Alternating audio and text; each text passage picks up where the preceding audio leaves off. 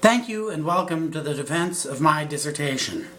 I'm Professor Ryan Miescke from Chosun University here in Gwangju, South Korea.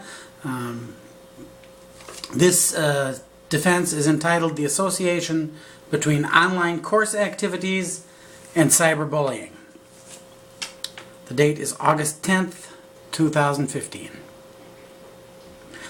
I'd like to start out by giving a huge thank you to Dr. Kyriakidis for being so helpful in editing my paper. I would also like to thank committee members Trisha Devon and Young Ho Seo for helping me with completing this major project. In addition, I'd like to say thank you to my mother, father, family, and friends for putting up with me this past 4 years. To start, I'd like to talk about the objective. The real goal of this study is to understand the association between cyberbullying and the extent of the use of technological devices so that we may reduce or prevent cyberbullying in the future. The problem is cyberbullying, and we want to prevent cyberbullying and stop it from happening.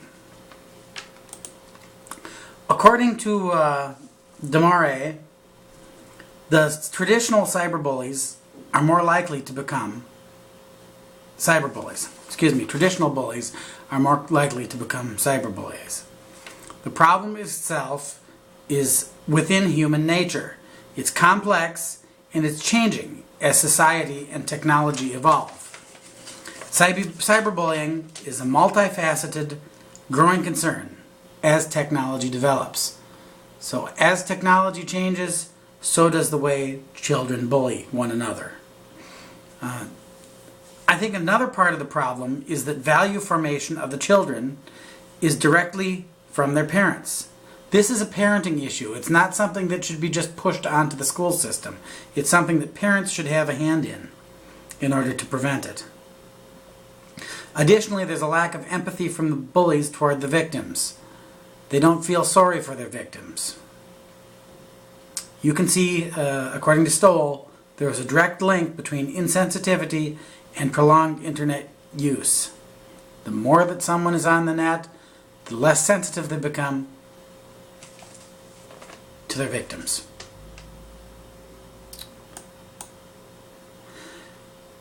The impact that this research will have should be very significant. And it's important for a multitude of reasons. Firstly, it's a hot social issue at this time. Everybody's talking about cyberbullying and how to prevent it. Next, cyberbullying has opened doors for unlimited opportunity to bully.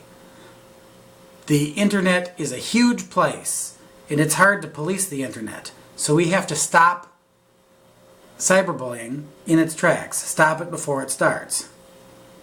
Lastly, this research is significant because negative impacts of cyberbullying can not only change a child's personal sphere, but can also change the child's character development.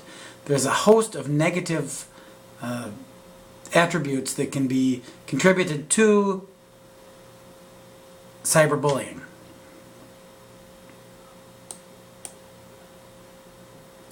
I posed several questions with this research. First of all, the first question is online course activity linked to cyberbullying. Secondly, how can we minimize the effects of cyberbullying? And lastly, can technology be safely integrated into the educational environment? According to Barron and Lee, there are 7 different forms of cyberbullying. First of all, there's flaming.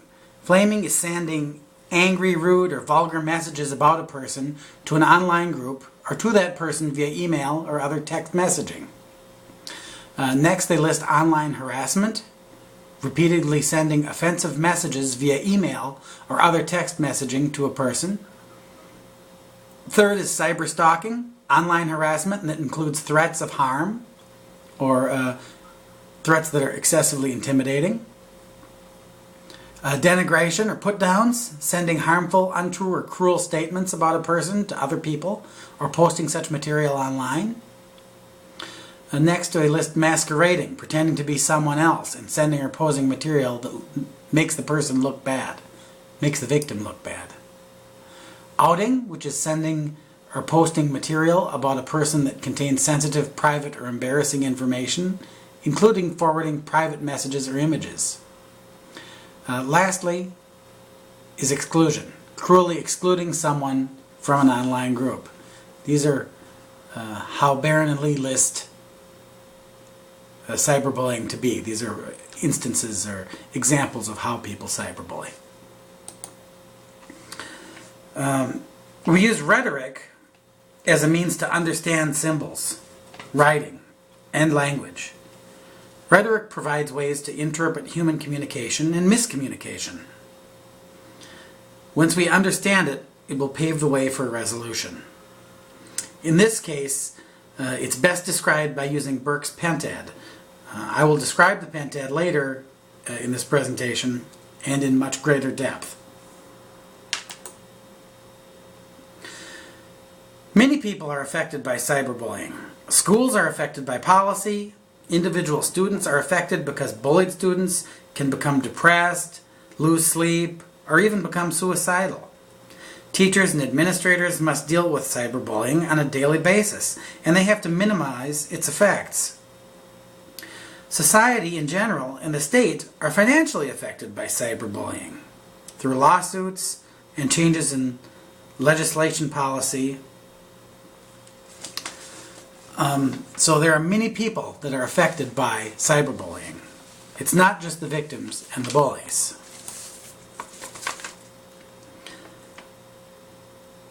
Here I want to explain the pentad and a little bit about what it means. The pentad seeks to open the person's eyes and prevent a myopic perception of an event or occurrence under examination. The viewer sees a different possible reality through the different views of the pentad. The act is the bullying itself. The agent is the bully, or cyberbully in this case. The agency is the means in which bullying takes place. The scene is the context or the environment. And the purpose is the reason why. Now, I've found that the reason most bullies do cyberbullying is because they're seeking attention. They're seeking attention for themselves through calling attention to the faults of others. They want to make themselves look good by making others look bad.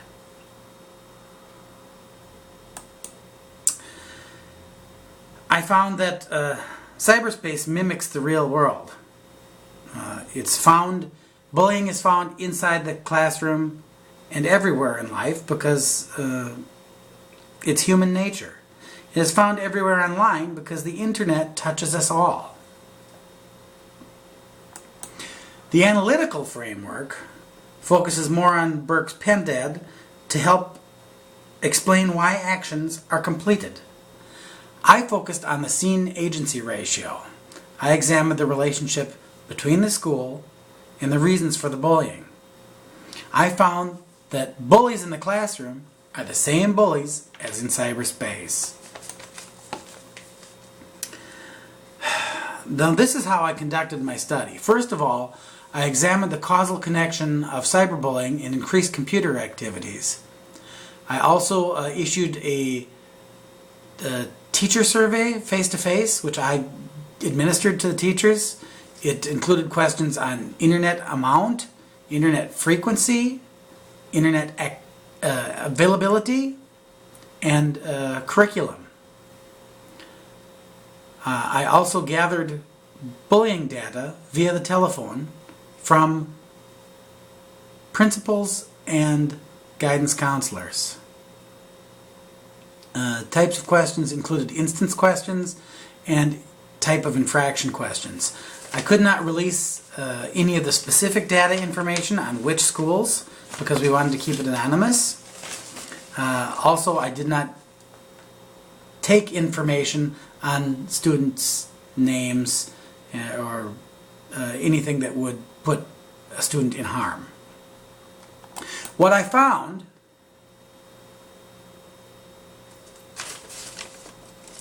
actually, to analyze this, what I found is I used once again Burke's pentad. The act is the actual bullying offense or action. The agency is the means through which the action takes place. The scene is the context or background of the action. The purpose is the reasons that the action takes place, the why. And finally, the agent, the person who performs the action, the bully himself or herself. So I studied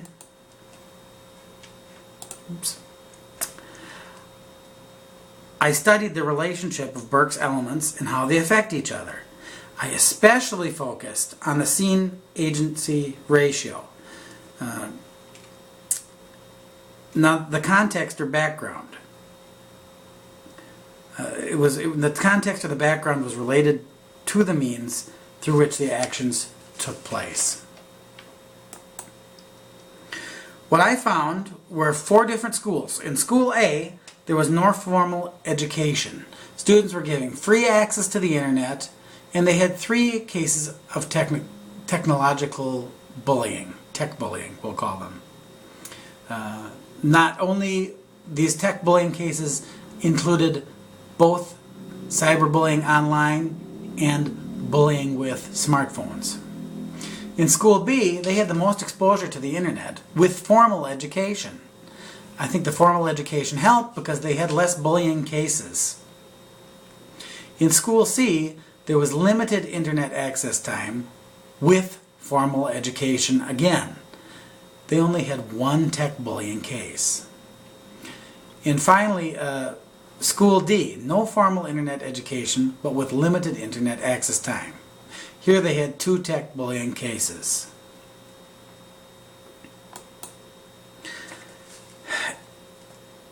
You can apply this because results can be used to ensure less cyberbullying occurs. So this is how my study can help. The application of the recommendations leads to better attitudes, stronger learning, and a happier society. This in turn leads to fewer instances of depression, poor eating habits, lack of sleep, and suicide. All of these are symptoms of cyberbullying. All of the other negative effects of cyberbullying can be minimized when you eliminate cyberbullying. My study was, however, not without fault. The study was limited to public schools in my home state. It was a very small scope. There are more correlations I think would be more beneficial to the results. And not only is online bullying recorded, but also smartphone bullying is included in the results. It would be interesting to separate the results between smartphone bullying and online bullying. What I recommend is to incorporate ethics-based computer education by teaching kids what is right and what is wrong, giving them formal internet education.